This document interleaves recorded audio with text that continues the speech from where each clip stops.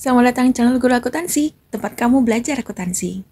Sebelum kita selesai dalam mengerjakan pencatatan transaksi UDI Sejuk Indonesia ke dalam masing-masing dari jurnal khusus yang ada, maka tugas kita selanjutnya adalah melakukan proses buku besar ya, yaitu memposting jurnal-jurnal khusus tersebut ke dalam buku besar masing-masing dari akun-akun yang muncul di transaksi-transaksi di jurnal-jurnal khusus perusahaan ya.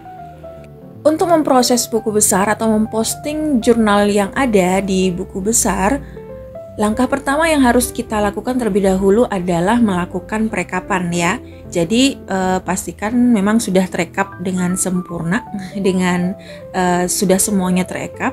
Tapi biasanya ketika kita sudah masuk ke dalam posting buku besar, biasanya sudah diberikan jawaban yang benar ya dari jurnal-jurnal khusus yang ada, yang sudah ada pencatatan transaksinya. Oke, nah kita langsung ya bagaimana cara melakukan posting ke buku besar dari rekapan masing-masing jurnal khusus. Yang pertama, sebelum kita pergi ke memposting ke buku besar, kita terlebih dahulu melihat ya atau mengecek apakah balance atau saldo awal dari soal seperti ini ya, soal dari UDI Sejuk Indonesia per 30 November 2024 itu sudah tercatat.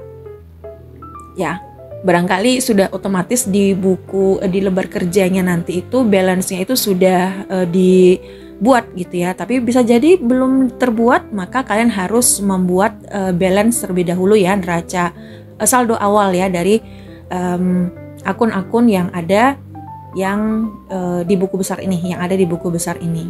Jadi dicek terlebih dahulu buku besarnya apakah sudah punya balance, sudah punya saldo awal dari soal ataukah belum. Kalau belum berarti kita catat dulu gitu ya, kita salin dulu saldo-saldo awalnya ini ke buku besar. Oke, kalau sudah ada berarti selanjutnya kita akan melakukan pemostingan dari rekapan yang ada di jurnal khusus ke buku besar. Kita mencoba untuk memposting yang ada di purchase journal ya, akun-akun yang ada di purchase journal. Kita lihat di bagian rekapitulasi, di sini ada di bagian debit untuk satu strip 1.500 ya. Maka di buku besar kita lihat buku akun ya, buku besar untuk akun satu strip 1.500 itu adalah merchandise inventory ya. Nah, maka kita akan posting dia di buku besar. Caranya adalah pertama kita buat dulu tanggal 31 ya, karena di akhir bulan, di akhir periode gitu ya. Untuk keterangannya kita bisa catat dia berasal dari jurnal khusus apa, yaitu berarti purchase journal ya. Karena purchase journal maka kita bisa buat PJ gitu ya untuk mensingkatnya saja. Nah, lalu setelah itu kita lihat bagian debit dia berada di debit ya, dia berada di debit gitu. Maka kita akan tulis dimutasikan di sini adalah di bagian debitnya. Jadi kita catat, tulis dia di bagian debit. Oke. Nah, setelah itu di bagian saldo, sebelumnya ada saldo awal, kemudian saldo awalnya ada di debit ya, kemudian bertemu lagi di debit, maka untuk saldo ini kita tambahkan sehingga hasilnya adalah 996 juta ya. Nah, ini cara posting dari jurnal ke buku besar ya, dengan bantuan adanya rekapan ya, recapitulation. Oke, kita selesai mengerjakan atau memposting akun yang pertama dari purchase journal. Ini bisa kita tandai ya, kalau bahwasanya kita sudah selesai memposting, mungkin dibuat tanda benar gitu ya, tanda benar atau tanda checklist ya. Jadi bahwasanya untuk menandakan ini sudah diposting ke buku besar. Jadi supaya tidak terulang atau tidak tertulis dua kali, kan agak fatal nanti itu ya. Jadi kita akan mencari-cari, itu akan wasting time sekali. Oke, selanjutnya di akun satu strip 1.900, kita lihat di buku besar satu strip 1.900 itu adalah akunnya PPN Income. Maka kita tulis tanggalnya, kemudian dia berasal dari jurnal penjualan jurnal purchase ya, yaitu pembelian Oke, kita tulis PJ juga gitu. Karena berada di debit tadi kan, angkanya adalah sebesar 63.855.000, maka kita tulislah di bagian debit 63.855.000. Lalu untuk di kolom saldo, ada saldo awal di debit, kemudian ketemu lagi di debit, maka bertambah. Ya, jadi kita tambahkan hasilnya 112.615.000. Ya, jadi seperti itu postingan yang kedua kita centang untuk tanda bahwasanya dia sudah kita posting ke buku besar. Lalu setelah itu di angka 5 di akun 5/1200 akunnya di akun FreakPaid. Nah, ini kita tulis tanggalnya, kemudian di bagian balance di keterangannya kita isi dari mana sumbernya dari purchase journal. Kemudian untuk bagian debit itu adalah 2.300.000, jadi di kolom debit kita tulis 2.300.000. Setelah itu di debit lagi ketemu debit, maka kita tambahkan, jadi hasilnya 13.350.000. Ya, gimana? Bisa? Bisa ya dalam memposting rekapitulasi jurnal ke buku besar. Oke, sekarang kita coba yang kredit ya. Yang di kredit ini ada akun utang. Kita pergi ke akun utang 2/1100. Itu adalah akun account payable ya. Nah, kita tulis tanggalnya, kemudian kita tulis dia sumbernya dari mana. Lalu karena dia di kredit tadi, maka kita tulis di bagian kredit juga di buku besar. Ya, kita tulis kredit di buku besar dan awalnya saldonya ada di kredit, kemudian ketemu lagi kredit, berarti bertambah juga di kredit. Jadi kita tulis di kredit. Ya, sehingga hasil saldo dari account payable itu dari setelah ditambah dengan purchase journal bertambahlah jadi 459.000 ya, 842 juta. Oke. Nah, selesai kita centang. Ya, dan seperti itulah cara memposting jurnal umum ke buku besar ya. Kita akan melakukan proses buku besar seperti ini. Selesai untuk jurnal pembelian. Berikutnya jurnal penjualan. Nah, kita lihat di jurnal penjualan itu ada satu strip 1.300. Kita pergi ke satu strip 1.300, itu milik account receivable. Di situ adalah akun untuk jurnal penjualan ya. Maka kita bikin tanggal dulu, kemudian keterangannya sumbernya dari jurnal penjualan, self journal. Lalu di bagian debit ya, karena tertulis di debit, jadi kita catat juga di buku besarnya di debit ya, sebesar sama angkanya 635.480.000 ya.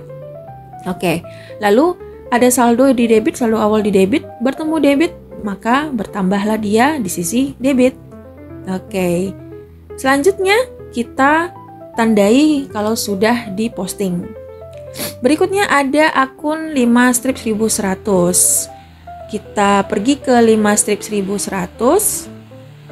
Akunnya adalah akun cost of goods sold. Kita tulis tanggalnya, kemudian keterangannya adalah berasal dari sales journal.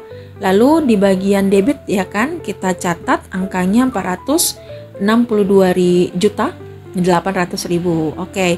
Ada saldo awal di debit, ketemu debit, berarti bertambah, kita catat di debit juga. Oke, kita tulis lagi angka, tandai kalau dia sudah diposting. Berikutnya ada akun 4/1100 yang ada di kredit. Kita cek akun 4/1100 adalah akun sales ya. Jadi kita catat tanggalnya, kita tulis keterangan sumbernya dari purchase sales jurnal penjualan, lalu kita catat di kredit karena dia muncul di bagian kredit, maka kita catat di kredit. Oke, setelah itu ada saldo awal di kredit, ketemu kredit, maka jadinya bertambah juga di kredit ya, dicatat di kredit.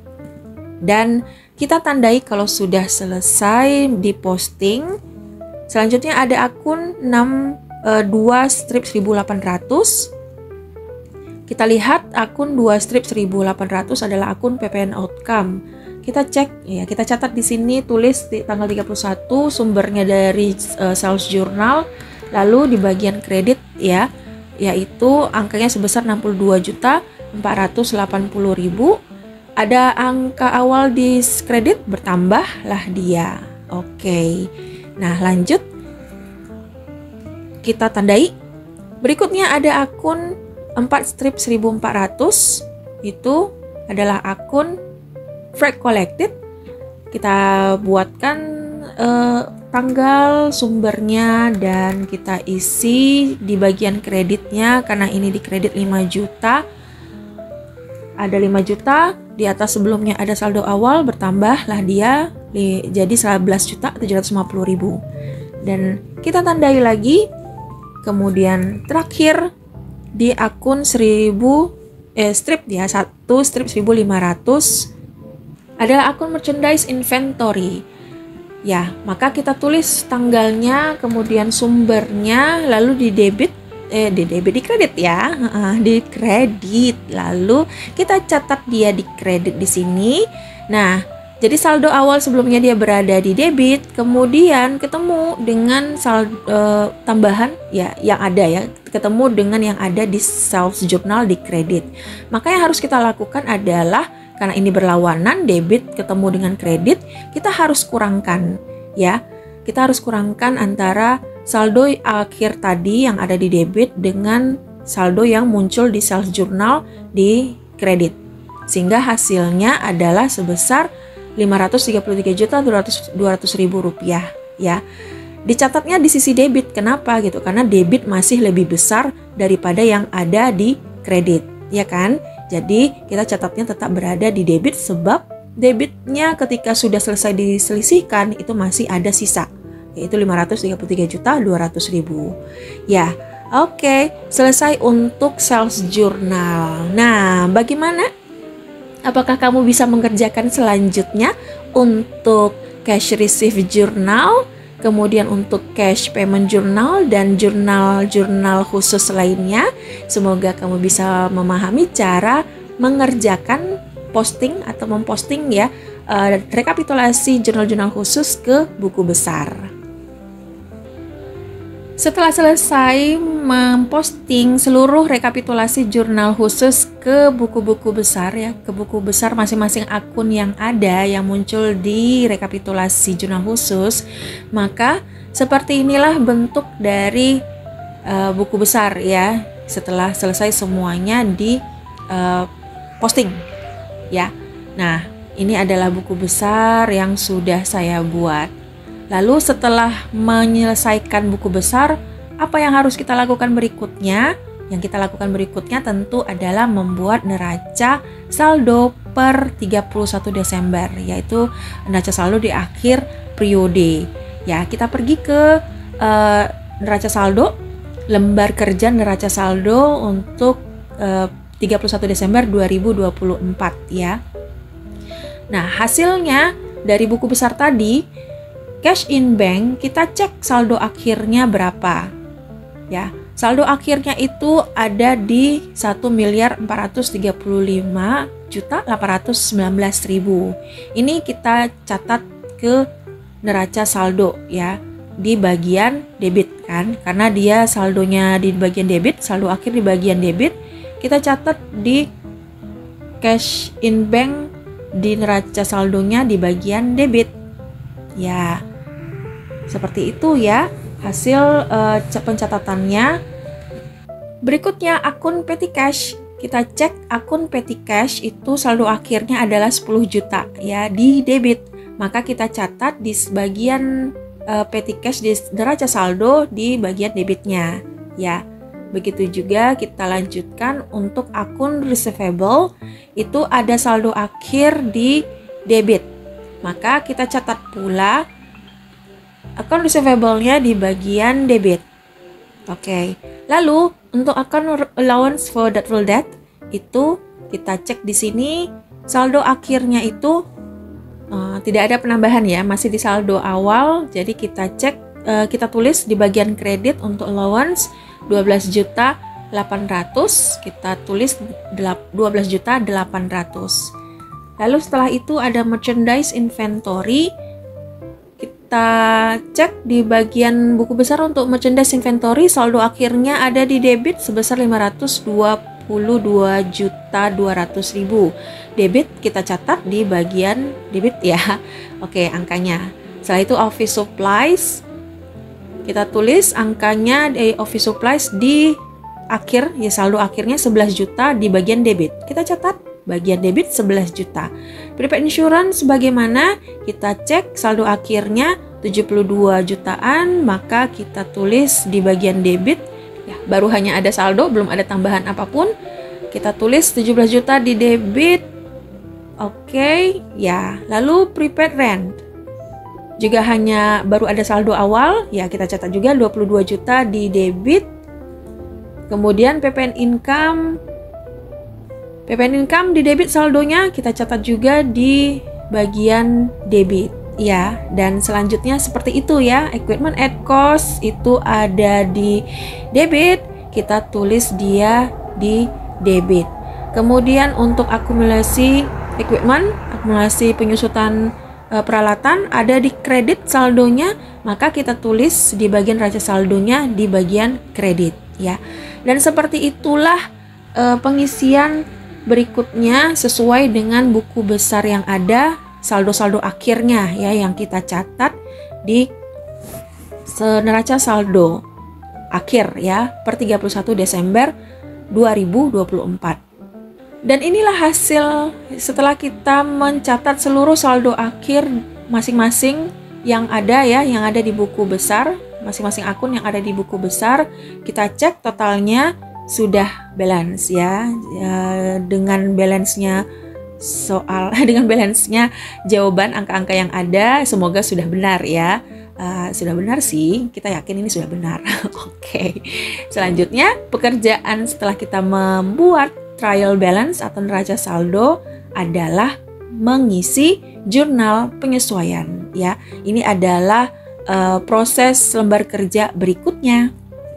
Tahapan berikutnya dalam mengerjakan akuntansi manual setelah kita mencatat transaksi ke dalam jurnal, kemudian memposting ke buku besar, dan setelah itu mengikhtisarkan ke dalam neraca saldo. Selanjutnya kita akan diberi soal penyusunan laporan keuangan ya, yaitu langkah kerja kita adalah untuk menyusun laporan keuangan.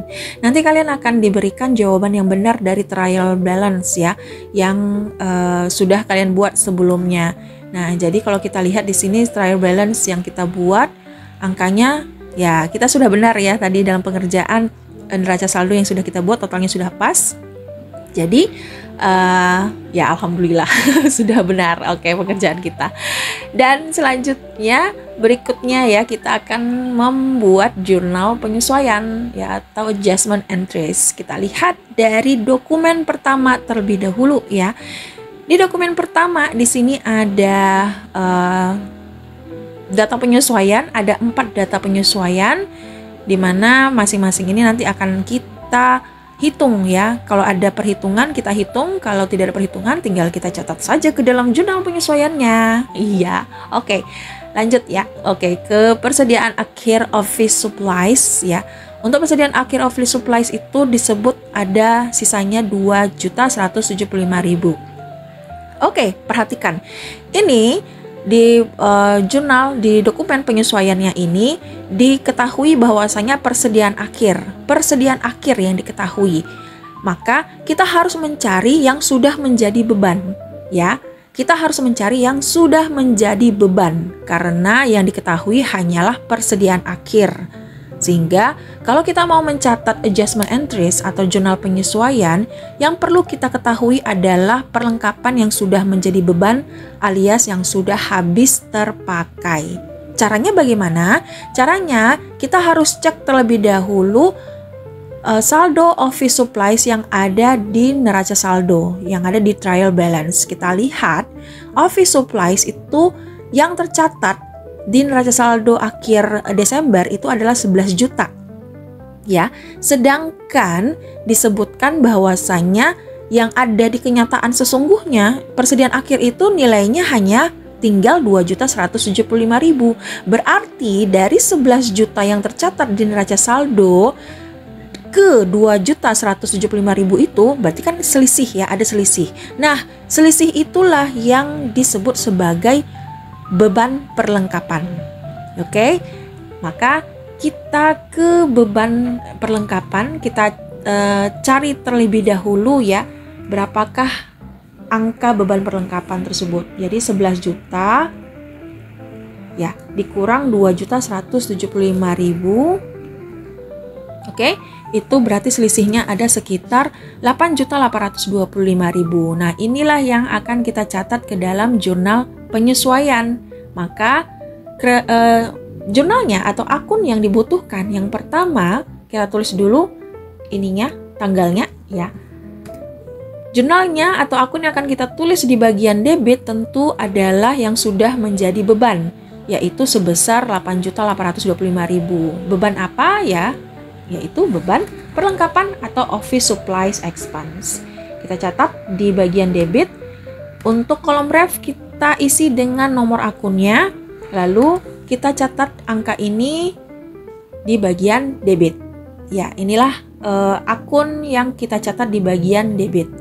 Lalu apa yang akan kita catat di bagian kredit? Tentu saja adalah office supplies-nya, ya, yaitu akun perlengkapannya. Maka kita tulis nomor akunnya dan kita catat di bagian kredit. Oke, nah selesailah untuk yang pertama, data penyesuaian yang pertama yaitu persediaan akhir office supplies sudah kita catat sebesar beban yang atau sebesar perlengkapan yang sudah terpakai. Oke. Selanjutnya data penyesuaian yang kedua adalah beban sewa toko. Beban sewa toko. Nah, ini sudah diketahui bebannya ya, sudah diinformasikan bebannya. Maka kita tidak perlu lagi mencari atau menghitung-hitung sebab kita sudah diberi informasi mengenai beban yang sudah habis gitu ya. Beban yang sudah habis untuk sewa toko. Dengan demikian kita tinggal langsung mencatatnya. Beban toko berarti adalah rent expense. Ya. Kemudian catat nomor akunnya. Lalu sebesar angka beban tersebut yaitu 2 juta. Oke. Setelah itu kreditnya apa? Kreditnya tentu kita lihat di sini dia punya aset berupa prepaid rent ya. Prepaid rent atau sewa dibayar di muka. Maka kita tulis di bagian kredit adalah prepaid rent. Ya. Nomor akunnya ditulis, lalu dikreditkan sebesar angka yang sama. Selesai untuk data penyesuaian yang kedua, ya. Data penyesuaian yang ketiga yaitu beban asuransi. Ini juga sudah diberi informasi mengenai beban, jadi tidak perlu ada perhitungan lagi. Dengan demikian kita tinggal langsung mencatatnya beban insurance, ya, insurance expense, beban asuransi. Nomor akun lalu jumlahnya yaitu 1.750.000. Oke, kreditnya apa? Kreditnya sama, ada asuransi dibayar di muka atau prepaid insurance. Maka kita tulis di bagian kreditnya angka sebesar angka yang sama 1.750.000. Selanjutnya di data penyesuaian keempat itu ada taksiran kerugian piutang dagang 2,5% dari saldo per 31 Desember ya. Jadi dilihat di sini ada informasinya 2,5% taksiran kerugiannya, dilihatnya itu dari saldo per 31 Desember. Maka kita cek saldo neraca saldo untuk account receivable ya. Account receivable yaitu sebesar 566.325.000. Kita lihat bahwasanya inilah yang nanti akan kita kalikan ke 2,5%. Oke. Nah, berikutnya setelah kita selesai mengkalikan dengan 2,5%, kita perlu mengkurangkan dengan allowance debt ya, allowance for doubtful debt ini yang sudah ada yang sebesar 12.800.000 untuk mencari berapa sesungguhnya beban kerugian piutang yang ada yang harus diperkirakan untuk periode Desember 2024 ini. Maka bisa kita hitung 566.325 ya, dihitung dengan 2,5%. Jadi kita coba di sini ya. sama dengan 566.325.000 dikali dengan 2,5%. 2,5%, oke. Nah, tadi kita perlu kita perlu mengkurangkan dia ya. Oke, untuk Excel saya kurangkan dulu. Kita perlu mengkurangkan dengan angka allowance yang sebesar 12.800.000 sehingga hasil untuk beban kerugiannya itu adalah 1.358.000. Maka kita tulis muncul beban kerugian piutang atau bad debt expense ya, dan kita tulis nomor akunnya, baru kita catat di bagian debit angkanya 1.358.125 rupiah. Kreditnya apa? Kreditnya adalah allowance tadi ya. Kreditnya adalah allowance for doubtful debt ya. Maka kita tulis, catat angkanya, lalu kita tulis di bagian kredit. Nah, inilah hasil dari pencatatan data penyesuaian yang keempat. Oke, nah itulah jurnal masing-masing yang ada untuk dokumen transaksi 21. Selanjutnya ke dokumen transaksi 22, itu ada data penyesuaian kelima dan keenam. Yang kelima, penyusutan equipment untuk bulan Desember. Nah, ini tidak perlu dihitung ya, karena sudah diketahui informasinya. Kita tinggal langsung mencatatnya ke dalam jurnal penyesuaian. Kita pisahkan dulu karena ini adalah dokumen yang terpisah gitu ya, dokumen 22. Oke, kita lengkaukan satu baris ya. Nah, depreciation expense, kemudian kita buatkan nomor akunnya, dan setelah itu kita tulis di bagian debit angka yang disoal ya. Kreditnya apa? Karena ini adalah equipment, berarti kita masukkan ke dalam akumulasi ya, akumulasi penyusutan equipmentnya sebesar angka yang sama juga ya. Oke. Selanjutnya data penyesuaian yang keenam disebutkan bahwasanya ada gaji bulan Desember 10 juta tapi dibayarnya di tanggal 2 Januari. Nah, maka artinya gaji ini menjadi utang beban karena diakui akan membayar gaji. Diakui akan membayar gaji tetapi dibayarnya di bulan depan, bukan di bulan Desember saat pencatatan ini.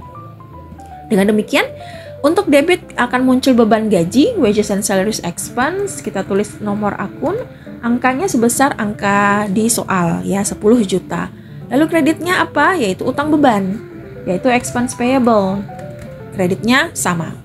Oke, itulah pencatatan dokumen transaksi yang kedua. Terakhir di dokumen transaksi 23 ada data penyesuaian nomor 7 dan nomor 8. Ya, kita tulis langkaukan satu baris ya. Dijarakkan satu baris, dan berikutnya kita lihat oleh karena pencatatan PPN income dan PPN outcome sesuai dengan faktur pajak standar, maka kedua akun tersebut dapat segera ditutup saldonya, dipindahkan ke PPN payable. Nah, untuk mengisi atau untuk mencatat jurnal penyesuaian nomor 7 ini, kita harus melihat dulu ke neraca saldo ya, neraca saldo untuk saldo dari PPN income dan PPN outcome ya. Dimana kalau terjadi selisih antara angka yang di income dan angka yang di outcome, maka selisihnya itu dimasukkan ke PPN payable ya. Kita cek dulu PPN income dan outcome yang ada di soal. Nah, kita lihat di sini ya, income terlebih dahulu. Nah, income itu ada di debit sebesar 110.822.000, dan PPN outcome itu ada di bagian kredit sebesar 143.375.000. Nah, cara mencatat di jurnal penyesuaian, kita akan melakukan pencatatan yang terbalik gitu ya. Terbalik gitu. Artinya kalau dia di saldo, neraca saldo ini di debit, maka di jurnal penyesuaian akan kita catat dia di sebelah kredit. Ya. Jadi kita akan catat PPN income ini di sebelah kredit. PPN outcome itu ada di kredit. Ya, dicatat di kredit di neraca saldo. Maka di jurnal penyesuaian kita akan mencatat dia di debit. Ya. Kita akan mencatat dia di debit. Nah, hasilnya seperti ini. Kita mulai dari yang di debit yaitu PPN outcome. ya, dengan angka 143.375.000. Lalu setelah itu kita kreditkan PPN income sebesar 110.822.000. Nah, hasil ini PPN outcome, ya, saldo PPN outcome diselisihkan dengan hasil PPN income itu adalah milik dari PPN payable, ya. Jadi PPN outcome dan PPN income ditutup saldonya, dinolkan saldonya, dan selisihnya itu dipindahkan ke PPN payable, ya. 143 jutaan ini dikurang 110 jutaan ini, maka hasilnya adalah 32.553.000 rupiah. Nah, hasilnya kan balance ya, debit sama kreditnya. Ya, oke. Jadi selesailah pencatatan untuk data penyesuaian yang ke-7. Berikutnya adalah perhitungan pajak, ya, data penyesuaian yang ke-8, perhitungan pajak penghasilan badan dengan ketentuan tarif terbaru sebesar 0,5% dari peredaran bruto. Ya, peredaran bruto di bulan Desember 2024. Nah, ini sudah disebutkan bahwasanya peredaran brutonya adalah 561.500.000. Maka kita akan kalikan dia dengan 0,5%. Setelah itu disebutkan catat PPH ke dalam income tax expense dan income tax payable. Nah, berarti sudah disebutkan ya akun yang akan kita pakai ke dalam jurnal penyesuaian ini. Income tax expense beban berarti bertambah di debit. Kita tulis income tax expense, kemudian nomor akun, hasil perkaliannya ya 561.500.000. Jadi kalau kita lihat di sini 561.500 dikali dengan 0,5%, hasilnya adalah ya 2.875.000. Jadi kita catat ke sini. Oke. Lalu income tax payable. Maka income tax payable itu kan ada banyak ya, 21, 22, 23 di neraca saldonya. Maka yang kita gunakan adalah yang income tax payable yang 29, pasal 29 ya, untuk pajak penghasilan badan ya, pasal 29. Oke. Kita catat nomor akunnya dan kita isi di bagian kredit sebesar angka yang sama. Setelah itu kita akan mentotalkan debit dan kreditnya ya, ditotalkan dan ya kita dapatkan hasil yang balance ya antara debit dan kredit. Oke, seperti ini pengerjaan dari adjustment entries atau jurnal penyesuaian untuk UD Sejuk Indonesia. Langkah selanjutnya biasanya kalian akan diminta untuk menginput kembali jurnal-jurnal yang ada di sini ke buku besar ya. Kalian akan buatkan, kalau misalkan ada lembaran buku besar di lembaran kalian yang akan dikasih, nah itu kalian harus menginputnya atau mengentry, memposting lagi ke sini. Misalkan contoh di sini ada office supplies dari adjustment entries, maka kita kembali lagi ke office supplies. Ya, di sini kita tulis tanggal 31, kemudian dia berada di adjustment entries. Kita bisa tulis adjustment entries. Kemudian dia berada di debit, ketemu ya, berada di debit ya. Ini dia, kita tulis dan kita hasil jumlahkan dengan angka sebelumnya. Jadilah seperti ini ya. Jadi kita menginput kembali. Ini kalau misalkan lembar kerja buku besar kalian masih ada ya di tangan. Kecuali kalau sudah diambil ya berarti ya sudah cukup sampai adjustment entries ini. Kita nanti akan melanjutkan ke neraca lajur. Oke, saya akan sambung pembahasan menyusun laporan keuangan untuk neraca lajur, pembuatan laporan laba rugi, perubahan ekuitas, dan kawan-kawan yang lain di video berikutnya. Terima kasih sudah menyimak. Kalau misalkan ada yang mau ditanya dan tidak mengerti, silakan dicatat, tulis ya di kolom komentar. Terima kasih banyak and bye-bye.